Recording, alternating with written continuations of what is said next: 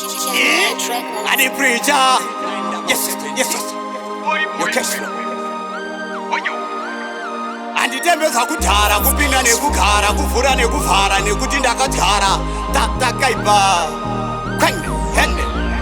After most complete chaita chihit to my streets nobva ndatanga utsinye pabit cash flow ndipe pit ndomboita chidhara anditi sakaita so vakuita chifadza Christmas independence havasi kuketa kuti ndisu tine energy kana vari kurwara vaudze tine remedy takaipa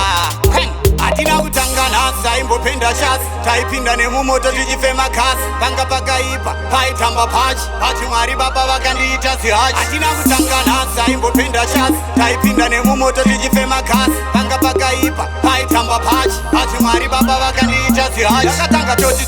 vachipira gotsi kusvika zimukera bvuta remoti yaiphone kwete kuti noti handichoke kumashure sebhebhi raroti saka cheki noti oro cheki tinoti kana akawanda cheki dhinoti tinoflota pamangoma fanika bhoti tine mapasi fanika pawakoti hatina kutangana saimbopenda shasi taipinda nemumoto tichifema kasi panga pakaipa paitamba pachi mwari baba vakandiita zihachi hatina kutangana saimbopenda shasi taipinda nemumoto tichifema kasi panga pakaipa paitamba pachi mwari baba vakandiita zihachi most complete chaita chihit to my streets ndobva ndatanga utsinye pabit cash flow ndipe pit ndomboita chidhara anditi sakaita so vakuita chifadza Christmas independence havasi kuketa kuti ndisu tine energy kana vari kurwara vaudze tine remedy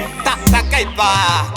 hatina kutangana saimbopenda shasi taipinda nemumoto tichifema kasi panga pakaipa paitamba pachi mwari baba vakandiita zihachi hatina kutangana saimbopenda shasi taipinda nemumoto tichifema kasi panga pakaipa paitamba pachi mwari baba vakandiita zihachi saka cheki noti oro cheki tinoti kana akawanda cheki dhinoti tinoflota pamangoma fanika bhoti tine mapasi fanike pawakoti